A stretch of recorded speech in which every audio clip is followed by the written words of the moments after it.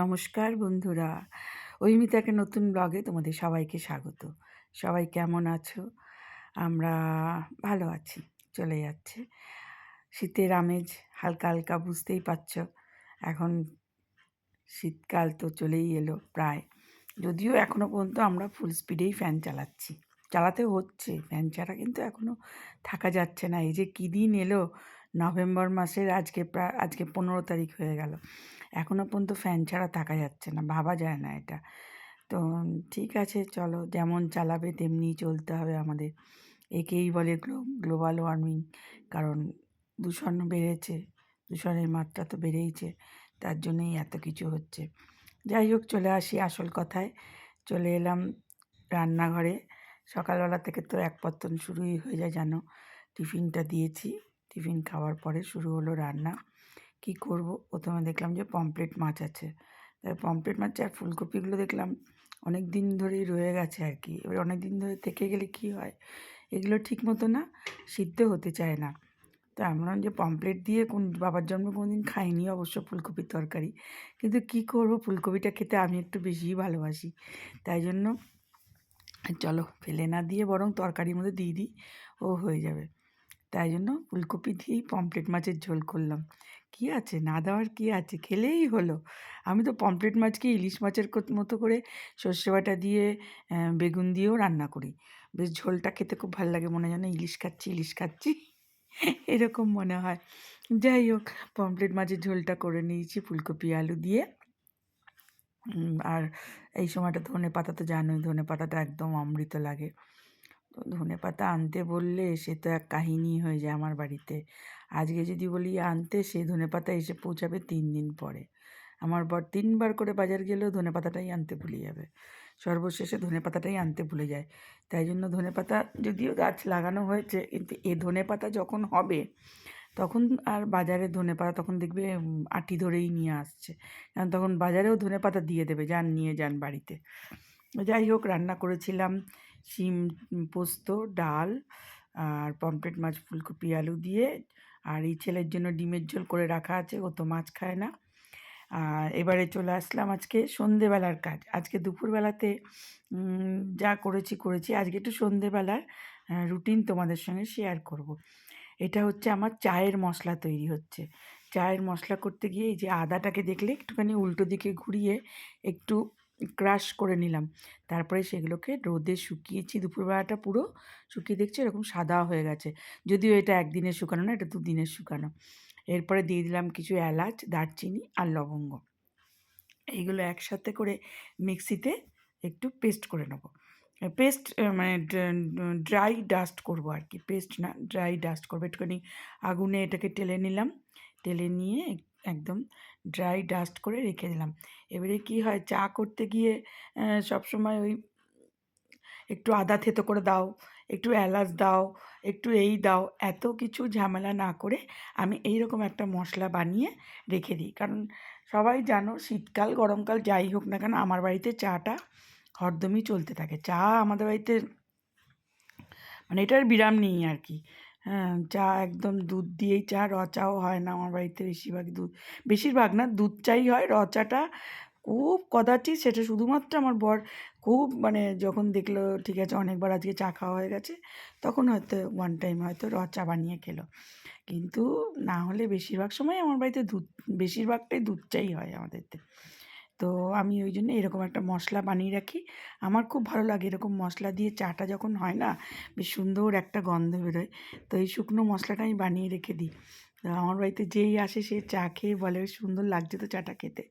যারা জানো না তারা এরকম একটা মশলা বানিয়ে রেখে দেবে, চাটা খেতে কিন্তু খুব ভালো লাগে। তবে আদাটাকে একটু ভালো করে কিন্তু ড্রাই করে নেবে, রোদে দিয়ে ভালো করে ড্রাই করে নেবে। চলো এবারে রাতের জন্য বানাবো পনির আর আলু দিয়ে তা ভাপা।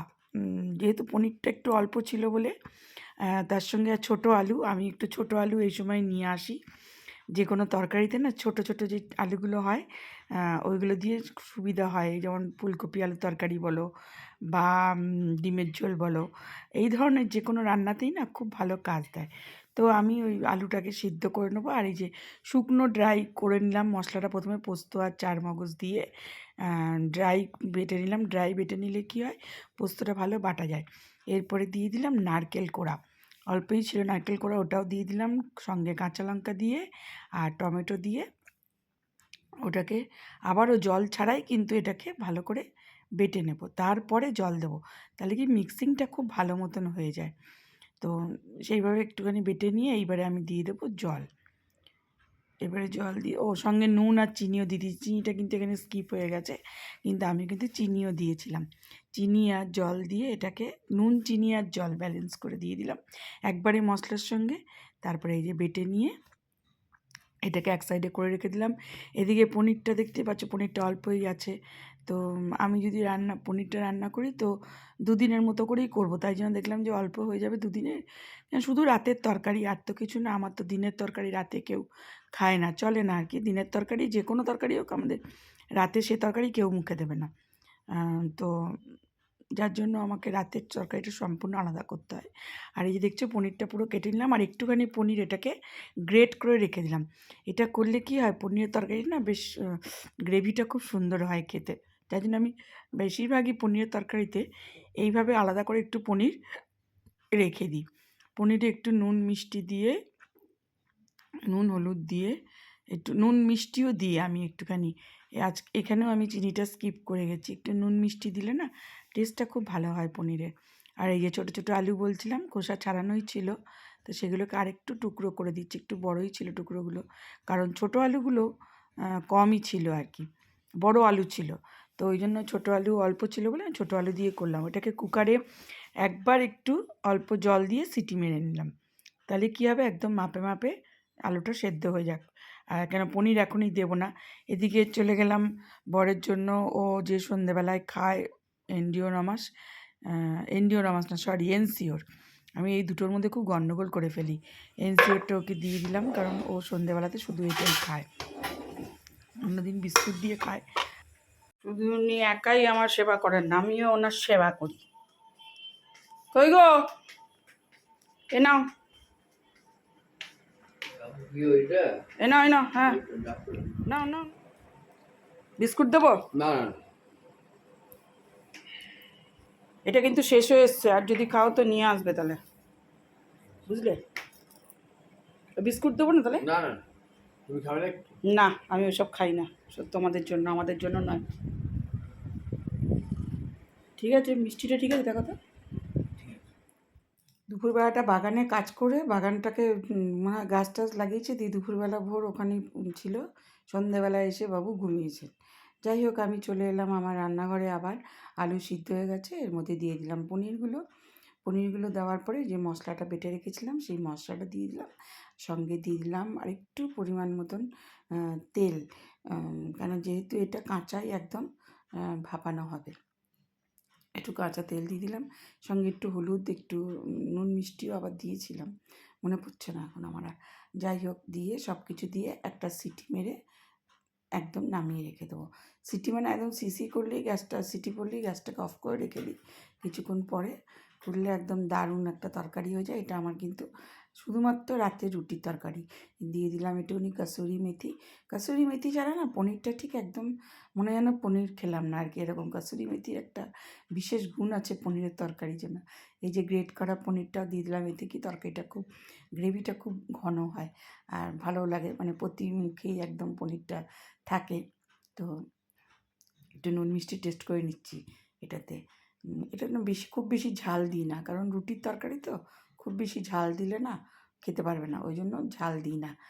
আর এদিকে শুরু করে নেবার আমার খাবার, কারণ মেয়ের খাবার করে দিয়ে দিয়েছি, ওকে পরোটা করে দিয়ে দিয়েছি, কারণ ও কলেজ থেকে এসে 6টার সময় তখন তো আর ভাত খায় না, তখন ওকে পরোটা করে দিয়েছি, সেটা আর তুলি নাই।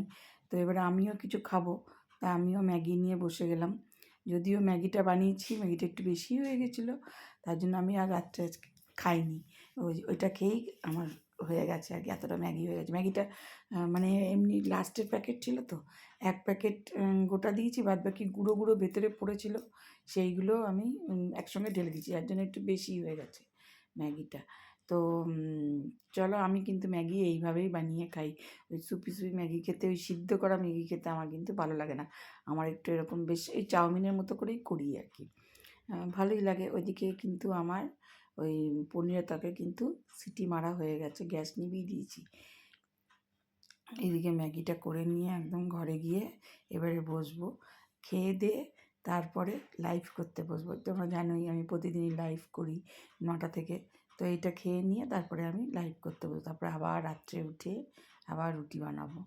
তো চলো দেখি এবারে ম্যাগিটা তোমরা কে কে এইভাবে খাও একটু কমেন্ট করে বলো তো। আমি কিন্তু সবসময় ম্যাগি এইভাবেই খাই। আমার না ওই জল দেওয়া সিদ্ধ করা ম্যাগি খেতে ভালো লাগে না, যার জন্য আমি সবসময় এরকম করে খাই। এবং এরকম করে ম্যাগি বানালে আমার বড় খায়।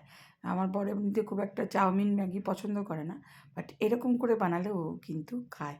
চলো, নিজের জন্যই বেড়ে নিয়েছি, অনেকটা ম্যাগি হয়ে গিয়েছিলো, ভাবছিলাম খেতে পারবো কি না। তো দেখলাম খেয়ে দিয়ে তারপরে লাইভ করতে বসলাম, তারপরে উঠে যখন রুটি করতে নিলাম তখন না আর খেতে পাচ্ছি না, আর ওই জন্য খাইও নি। এটা দিয়েই আমি সেদিনকে রাতের ডিনারটা হয়ে গেছে। এটা দিয়ে দিলাম লাস্টে, কী যেন ওটাকে বলে, হার্বস দিলাম, কি একটা অরিগ্যানো। চলো এবারে খাই বসে।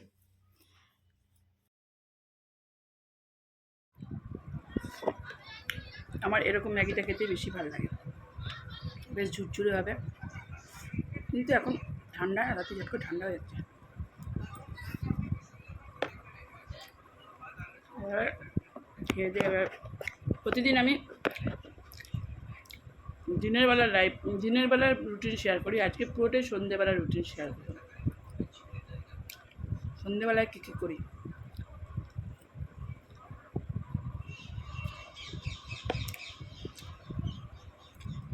তারপরে যাব লাইভ করব, তারপরে রুটি করব। তরকারি তো দেখেই নিচে কী তরকারি বানিয়েছি, পনির ভাপা আলু দিয়ে, ওটাও শেয়ার করে দিয়েছি তোমাদের সঙ্গে। আজকে ওটা দিয়ে রাতে রুটি, সঙ্গে রসগোল্লা তো আছেই, ওটা তো কম্পালসারি থাকেই আমাদের। এইবারে হচ্ছে আসল কাজ, বুঝলে, এটা হচ্ছে আসল কাজ। কিন্তু আমি এখন যদি এটা রেখে দিয়ে চলে যাই, আমি জানি কিছুক্ষণ পরে এসে দেখবো আমার মেয়ে মেজে টেজে পরিষ্কার করে রেখে দিয়েছে এখানে, তার জন্য রেখেই রাখি, যদি রেখে দেয় মেজে মুজে পরিষ্কার করে। চলো একটু জল দেওয়া থাক, পরে করব। চলো খুলে দেখি কি অবস্থা এটা। দেখো,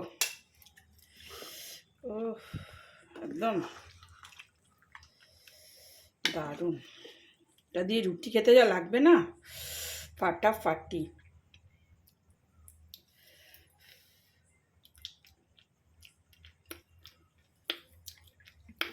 নুন মিষ্টি সব ঠিক আছে।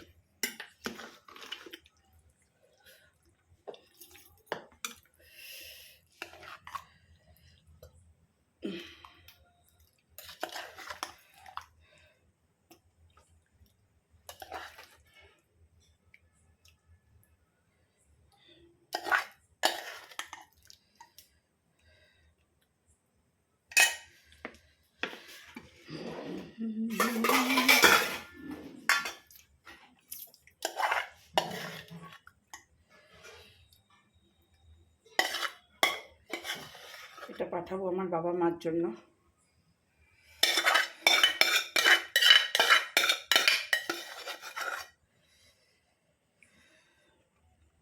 এই পনিরটা গ্রেট করলে না ঝোলটা খুব ঘন হয়, ওই জন্য আমি একটু পনির রেখেই দিই একটু গ্রেট করে দেওয়ার জন্য। চলো এটা একটু ওই বাড়িতে দিয়ে দেবো মা বাবাকে। চলো এবারে রাতের ডিনার, দুটো করে রুটি, আমরা সবাই দুটো করে রুটি খাই। আর এই যে একটা বিগ সাইজে 10 টাকা সাইজের রসগোল্লা, এটা আমাদের এখানে, আর সঙ্গে ছিল পনির আলুর তরকারিটা। চলো খেতে দিই। এবারে আমি নিজে তো আর খাইনি, কারণ ওকে শুধু খেতে দিলাম, আমি আর খাইনি, কারণ ওই যে বললাম আগেই ম্যাগিটা খেয়ে পেট ভর। এবার চলে এলাম বিছনা ঝাড়তে, বিছনা ঝেড়ে তারপরে গুড নাইট। চলো আজকের মতন এখানেই শেষ করছি। আবার পরে আসবো অন্য ব্লগে, অন্য জায়গায়, অন্য ব্লগে। কারণ আমি তো রোজ সেভাবে ব্লগ দিই না, মাঝে মাঝে মনে হয় একটু আধটু দিই, তাই জন্যেই তোমাদের সঙ্গে একটু শেয়ার করলাম। সবাই ভালো থেকো, সুস্থ থেকো, আর ভালো লাগলে অবশ্যই একটু সাবস্ক্রাইব করে, কমেন্ট করে একটু সাবস্ক্রাইব করো, ঠিক আছে? চলো টাটা। তাহলে আজকের মতো টাটা। আবার বেঁচে থাকিলে কাল আসিব লাইভে, তখন দেখা হবে।